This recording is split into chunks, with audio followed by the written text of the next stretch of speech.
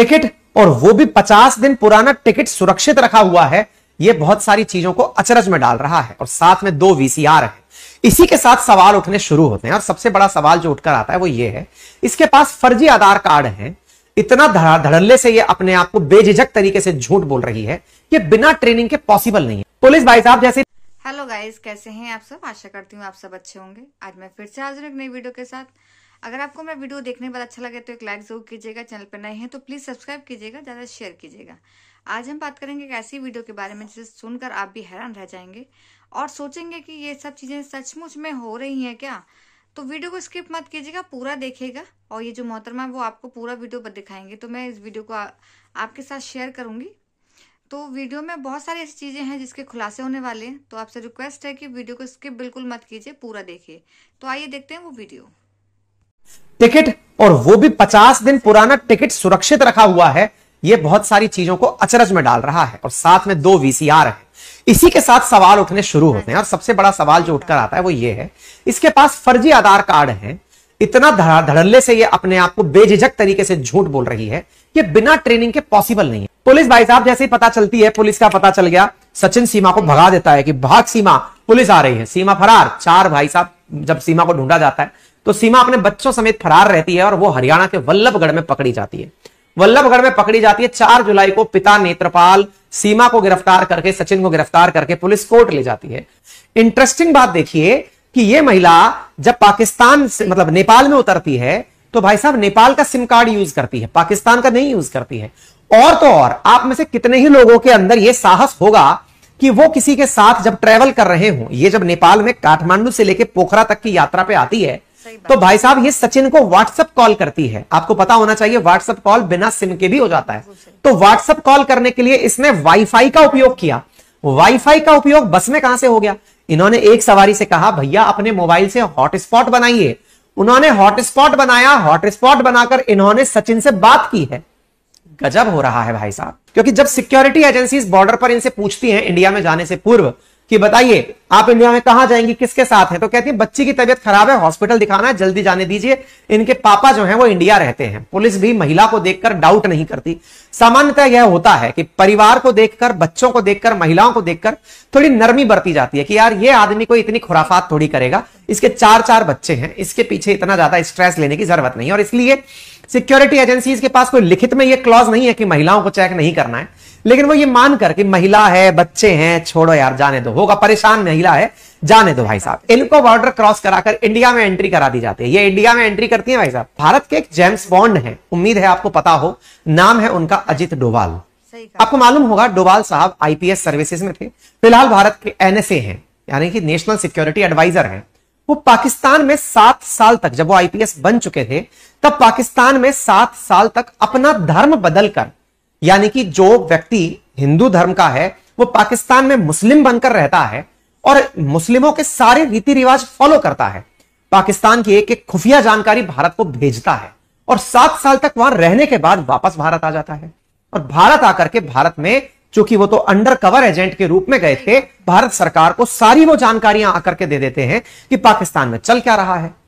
तो क्या यह ना मान लिया जाए, जब डोभाल साहब वहां जाकर के इस्लाम की सारी चीजें अपना लेते हैं, अपने रिलीजन को बिल्कुल भुला करके जाते हैं, जबकि ये खुद एक पहाड़ी ब्राह्मण है और मंदिर में मतलब घर में इनकी पूजा पाठ होती है, बिल्कुल उस प्रकार का व्यक्ति वहां जाकर इस्लाम की सारी चीजों को देश की प्राथमिकता को रखते हुए वहां जाकर करता है। ऐसी स्थिति में सीमा पर सवाल उठता है कि सीमा कहीं कोई ब्रेन वॉश्ड पाकिस्तानी एजेंट तो नहीं, जिसे पूरी तरह से तैयार करके भेजा ही इसलिए गया था कि तुम भारत के अंदर जाकर पूरी तरह से रच बस जाओगी।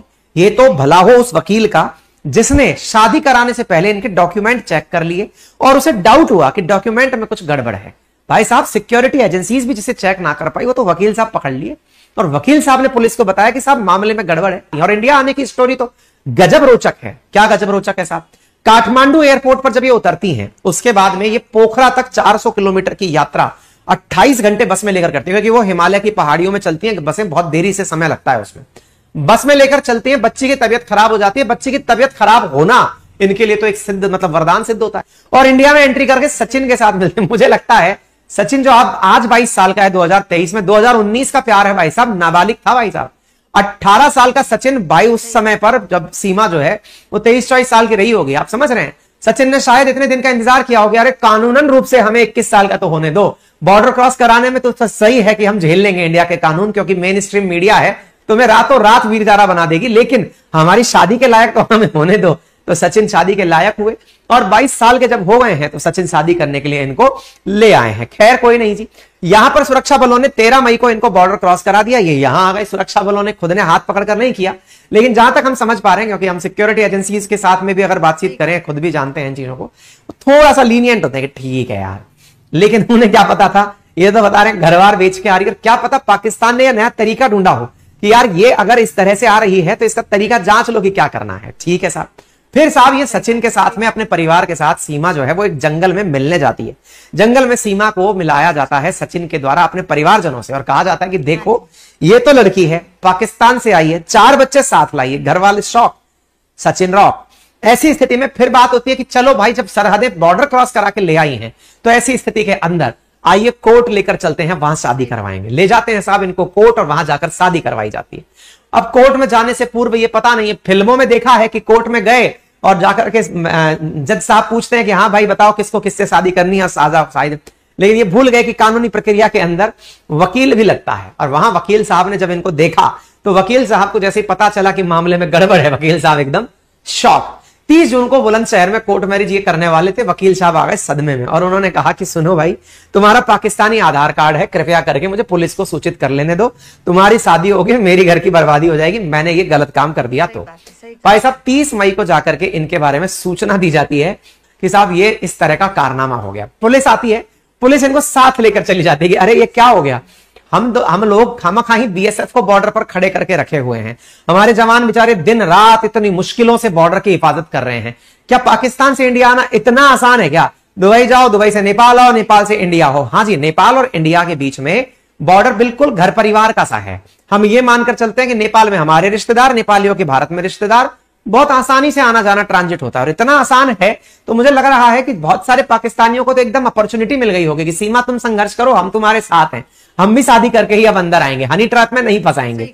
ऐसा ही हमें लग रहा है, कुछ ऐसा होगा आगे चल के। खैर पुलिस भाई साहब जैसे ही पता चलती है, पुलिस का पता चल गया, सचिन सीमा को भगा देता है कि भाग सीमा, पुलिस आ रही है। सीमा फरार। 4 भाई साहब जब सीमा को ढूंढा जाता है तो सीमा अपने बच्चों समेत फरार रहती है और वो हरियाणा के वल्लभगढ़ में पकड़ी जाती है। वल्लभगढ़ में पकड़ी जाती है। 4 जुलाई को पिता नेत्रपाल सीमा को गिरफ्तार करके, सचिन को गिरफ्तार करके पुलिस कोर्ट ले जाती है। कोर्ट इनकी अजब प्रेम की गजब कहानी को सुनकर कहता है कि 3 दिन के लिए जेल भेजा गया, फिर इनको जमानत पर बाहर छोड़ दिया गया, क्योंकि ये कहा गया कि साहब लड़की ने प्यार में बॉर्डर क्रॉस कर दिया है। बॉर्डर क्रॉस कर दिया है इसलिए आप इसकी बात मान जाइए, ये 5वीं पास है। कोर्ट ने फिलहाल के लिए जमानत दे दी, बोले भाई फिलहाल के लिए तो चलो ठीक है, बाकी केस बाद में सुनेंगे। तो फिलहाल स्टोरी में ट्विस्ट ये है कि 8 जुलाई को इनको नोएडा की एक कोर्ट से बेल मिल जाती है और ये फिलहाल मौका पकड़ ली है। मोदी जी और योगी जी से कह रही हैं कि आप हमारी मदद करिए, हम यहीं पर रहना चाहते हैं। तो साहब ये तो हो गई सारी कहानी। अब जो सवाल उठने शुरू होते हैं वो क्या है? बड़े सवाल उठने जो शुरू होते हैं वो ये हैं कि सीमा गुलाम हैदर, जिसके पति का नाम गुलाम हैदर है, वो पाकिस्तान से नोएडा पहुंचती है, क्या वो जासूस है या फिर ये मोहब्बत की अद्भुत कहानी है? इस बात को लेकर शक इसलिए होता है क्योंकि सीमा के पास में 4 मोबाइल फोन मिलते हैं। एक मोबाइल फोन टूटा हुआ है, मोबाइल सचिन के पास भी मिला था, वो भी पूरी तरह से टूटा हुआ था। एक फोन के अंदर पाकिस्तान की सिम लगी हुई है। मजेदार बात ये सोचकर देखिए कि सीमा और सचिन 50 दिन तक नोएडा में रहते हैं, किसी को पता भी नहीं चलते हैं कहां गए, क्या किया, इसकी जांच फिलहाल जांच एजेंसी करने लग रही है। अब ये जासूस है, इसके बारे में शक क्यों हो रहा है, इसके बारे में सुनिए। सीमा और सचिन के पास में पुलिस ने 3 आधार कार्ड बरामद किए हैं और ये आधार कार्ड फर्जी तरीके से बनाए गए हैं। 3 आधार कार्ड सीमा और सचिन के पास से पुलिस ने बरामद किए हैं। आधार कार्ड को एडिट करके सीमा को सचिन की पत्नी बताया गया है, यानी जो महिला 5वीं पास है वो ये जानती है कि आधार कार्ड को एडिट कैसे करना है, पति पत्नी बनकर कैसे रहना है। इंटरेस्टिंग खबर यह है कि यहां पर सीमा साथ में अपने केवल 2 वीसीआर लेकर आई है। आप में से कई लोग जो 90s के किड्स हैं उन्हें तो वीसीआर पता भी नहीं होगा।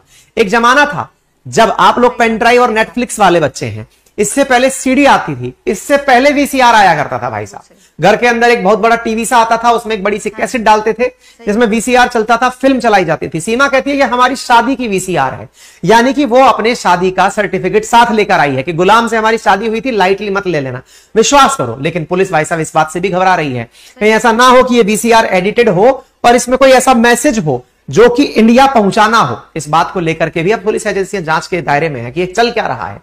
शादी और बचपन की तस्वीरें, 5वीं पास व्यक्ति जिसका आदमी दुबई के सऊदी के अंदर नौकरी करने गया है, जो कि वहां पर एक मजदूर है, ये खुद जैसे तैसे अपना घर चला रही है, अपने पास घर चलाने के लिए पैसे नहीं है, वो अपने शादी का वीसीआर आज तक मेंटेन कर रही है। भाई मतलब आप सोच के देख रहे हैं कि इनकी जब शादी हुई होगी तब वीसीआर कैसेट बनी होगी।